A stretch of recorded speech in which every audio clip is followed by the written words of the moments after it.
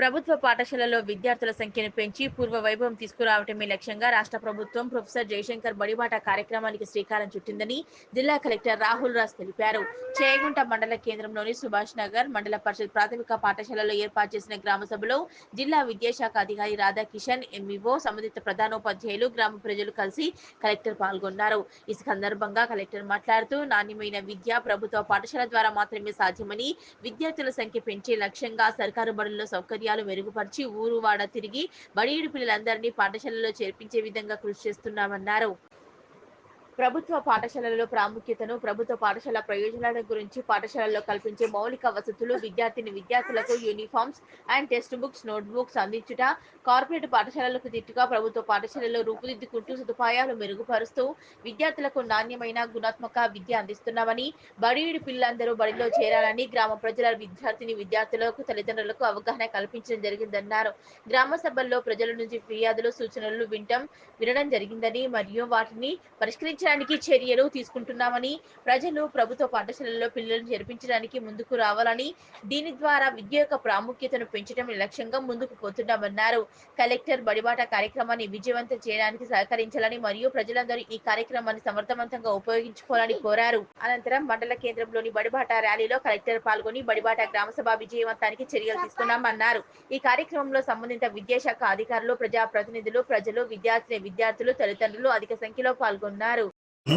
Schools లో infrastructure development ఏదైతే ఉంటుందో, సో అక్కడ టాయిలెట్స్ కానివ్వండి, డ్రింకింగ్ వాటర్ కానివ్వండి, సో వేరే క్లాస్ రూమ్స్ లో బెంచెస్ కానివ్వండి, ఇవన్నీ కూడా ఈ ఇయర్ మనం ప్రొవైడ్ చేయబోతాం. అంటే ఇన్ఫ్రాస్ట్రక్చర్ అంటే స్కూల్లో సదుపాయాలు అన్నీ ప్రొవైడ్ చేసుకుంటా, టెక్స్ట్ బుక్స్ అవన్నీ ప్రొవైడ్ చేసుకుంటా, యూనిఫామ్ అవన్నీ కూడా ప్రొవైడ్ చేసుకుంటా, అంటే ప్రైవేట్ స్కూల్స్లో ఏ విధమైన ఫెసిలిటీస్ ఉంటాయో మరి మన పిల్లలు ఏ విధమైన తక్కువగా ఫీల్ కావద్దు అనేసి వాళ్ళకి అన్ని ఫెసిలిటీస్, అన్ని సదుపాయాలు కూడా ప్రభుత్వం ప్రొవైడ్ చేయాలనేసి ప్రభుత్వం చాలా నిశ్చయంతో ఇయర్ అన్ని ప్రొవైడ్ చేస్తూ ఉంది.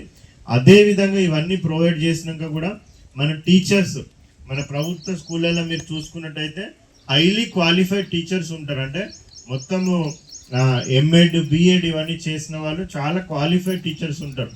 సో ఇప్పుడు మనకు చేగుంటలో కూడా కొన్ని ప్రైవేట్ స్కూల్స్ ఉండొచ్చు. సో అక్కడ పోయి మీరు చూసినట్టయితే కూడా అంత క్వాలిఫైడ్ టీచర్స్ ఉండకపోవచ్చు వాళ్ళు. సో అంత క్వాలిఫైడ్ టీచర్స్ ఉండకపోవచ్చు. మళ్ళీ ఉల్టా మనకి ఎక్కువ డబ్బులు ఇచ్చి మరి అక్కడ చదువుకోవాల్సి వస్తుంది. బట్ మన ప్రభుత్వ స్కూల్ ఏంటంటే మంచి క్వాలిఫైడ్ టీచర్స్ ఉంటారు. సో అదే విధంగా ఎంత క్వాలిఫైడ్ టీచర్స్ ఉన్నా కానీ చెప్పే విధానం బట్టి ఆ పిల్లలకి ఏదైనా కానీ అర్థమయ్యేది మనకి అర్థమయ్యే ఛాన్సెస్ ఉంటాయి.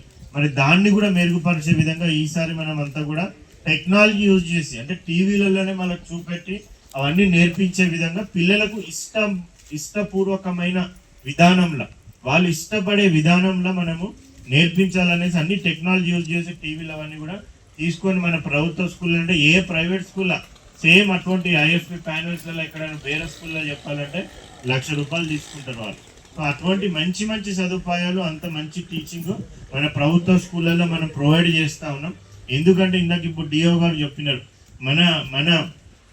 మన విలేజ్, మన గ్రామం నుంచి, మన సుభాష్ నగర్ నుంచి ఇక్కడ మంచిగా చదువుకొని ఒక వ్యక్తి. ఎస్పెషల్ ఈరోజు మనము గ్రామ సభ పెట్టడానికి ముఖ్య ఉద్దేశం ఏంటి అంటే, సో ఎవరు చెప్తారు నాకు ఎందుకు పెట్టినాం ఇది గ్రామ సభ పెట్టిన? సో మెయిన్గా మనం పెట్టింది ఎందుకంటే మనకి స్కూల్స్ ఎప్పుడు స్టార్ట్ అవుతున్నాయి?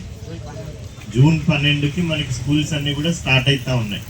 సో ఈసారి ప్రభుత్వం ఒక ముఖ్య ఉద్దేశం ఏంటంటే ఎప్పటిలాగా కాకుండా ఇంకా చాలా ఇంట్రెస్ట్గా మనము స్కూల్స్ అన్నిటినీ కూడా ఇంప్రూవ్మెంట్ చేయడం జరిగింది. సో మధ్యాహ్న భోజనం ఏదైతే ఉందో దాంట్లో కూడా ఎన్నో ఇంప్రూవ్మెంట్స్ మనం తీసుకొని వచ్చినాం. క్వాలిటీ అంటే మంచి భోజన సదుపాయాలు కూడా మనం పిల్లలకి ఇవ్వాలనేసి ఒక మంచి ఉద్దేశంతో ఈసారి మనం అందించబోతా ఉన్నాం.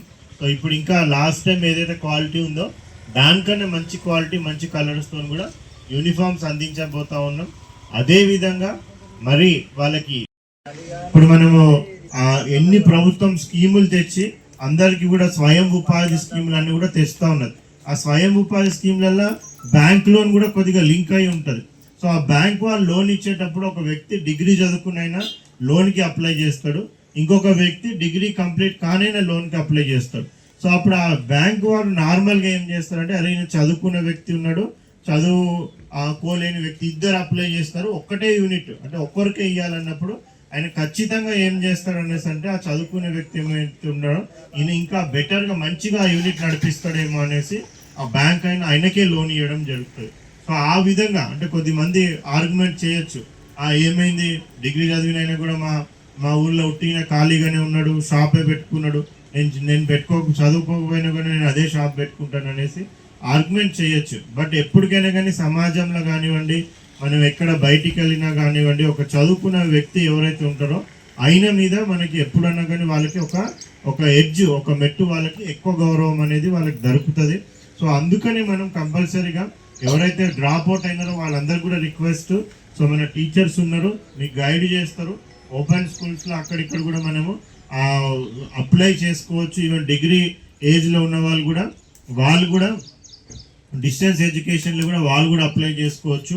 మన మెదక్లో కూడా ఆపర్చునిటీ హైయర్ స్టడీస్ అనేవి కంటిన్యూ చేసుకోవచ్చు. సో ఫస్ట్ థింగ్ ఏంటంటే మేము ఈ ఊర్లో ఏం చేస్తామంటే మా టీచర్స్ ఉన్నారు, సో ఆ టీచర్స్ అందరు కూడా అక్కడ అంగన్వాడీ టీచర్స్ కూడా ఉన్నారు, మా స్కూల్ టీచర్స్ కూడా ఉన్నారు. ప్రతి ఒక్క ఇంటికి కూడా మేము రానున్న వారం రోజులలో విజిట్ చేస్తాం.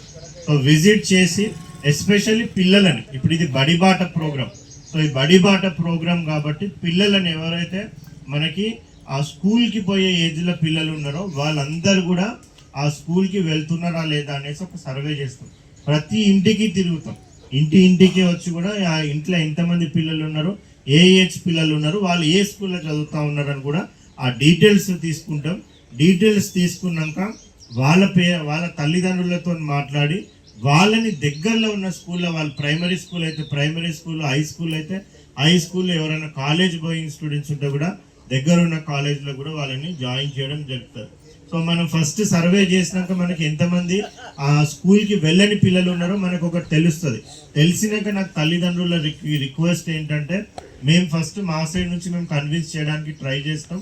ఒకవేళ మాతోని సాధ్యం కాలేదంటే ఆ లిస్ట్ మా దగ్గర రెడీ ఉంటుంది. ఊరు పెద్దలు ఎవరైతే ఉంటారో పెద్ద మనుషులు అంతా తెలిసిన వాళ్ళు మీకు అందరు కూడా తెలుసు. సో